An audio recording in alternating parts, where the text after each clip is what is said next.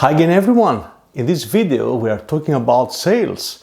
This is the fourth video in a series that we talk about the common mistakes in sales we should avoid. Today we will cover a few areas that mistakes take place. Let's go and see which they are. Avoiding a budget discussion. Today we talk about an important element in the sales cycle, that of having a discussion about budget with the client. I have experienced myself when visiting prospect clients with others that discussion about money is avoided. People are scared to start this discussion, and this is so wrong. If you want to sell your product, then you need to understand if there is a budget in place that can cover the purchase of your service or product. This discussion shall happen from the early stages. I would argue even from the first meeting, provided other conditions are met.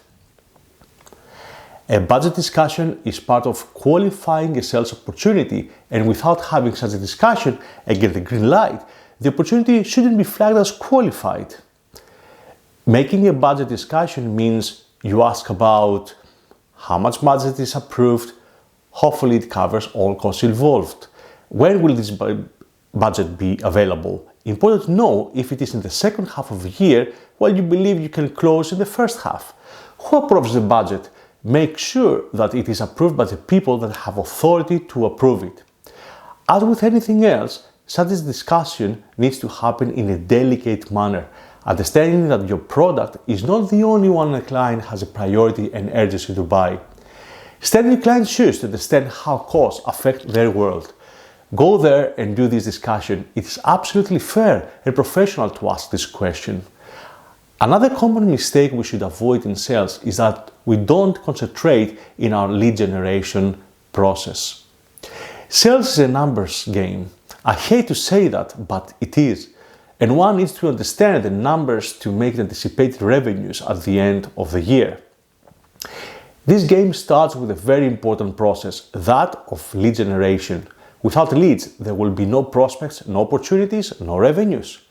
Some people, thankfully not many, believe that by onboarding a couple of customers that sign up somehow without a steady and well-managed lead generation process, they will still make the targets.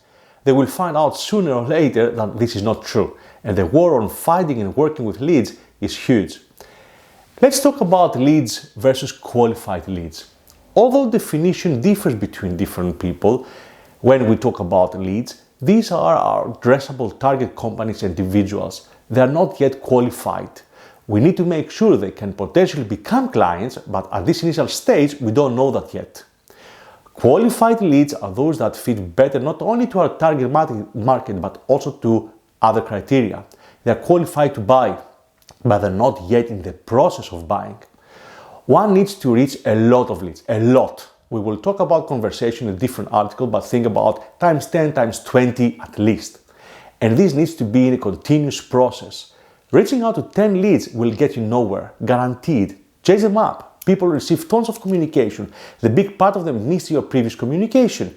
In a world where we are also buyers, we see the quality of all of these messages. How boring some of these are. Personally, I hate when I understand that they don't have a personal touch. Improve the quality of these messages. Make them personal. Everything starts from lead generation. Put some extra attention on this. Moving to another topic now, and another common mistake we do, that of ignoring there is competition out there. Sooner or later, we all understand that we are not the only provider of a service or a product in a particular market, trying to sell something to a customer. And sometimes sales and business people realize this is the hard way. Competition is fierce, especially in some industries and among some product lines. And it's not just the competition with other providers that makes sales a hard job. One competes also with clients' inertia, the fact that customers may not want to buy something after all and prefer to keep the same way they were before. It is common though that unless you are in a very innovative domain, there will be many others approaching the person and the company you prospect to.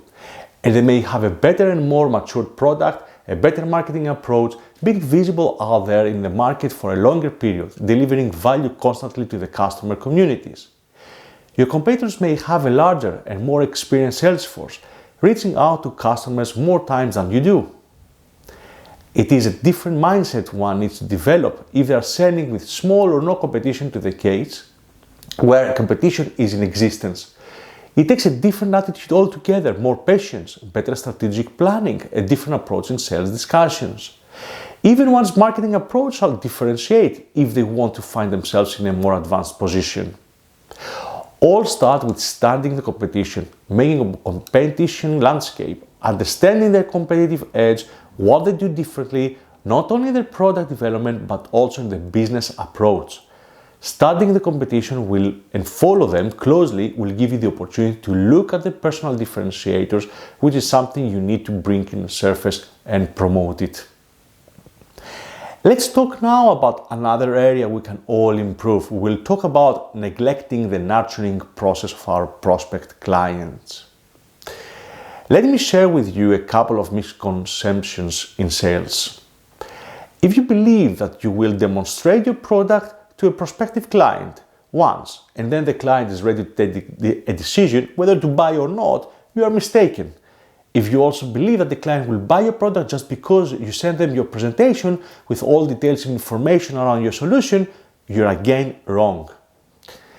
The decision-making process of a client is deeper than we think and is normally based on many conscious and subconscious factors and are running in their head in a matter of minutes for some or seconds for others. Even though the above thinking and buying process applies more to a B2B environment, it doesn't mean we don't see individuals in the B2C world going through similar detailed buying process.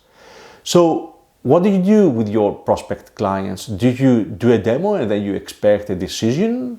Let's see things from the client perspective. Try for a minute to be in their shoes. What do they need? First of all, they need to trust you. Not as a person, but as a company that can be their trustful partner. Secondly, they expect to learn from you. See how they can elevate their business by using your services.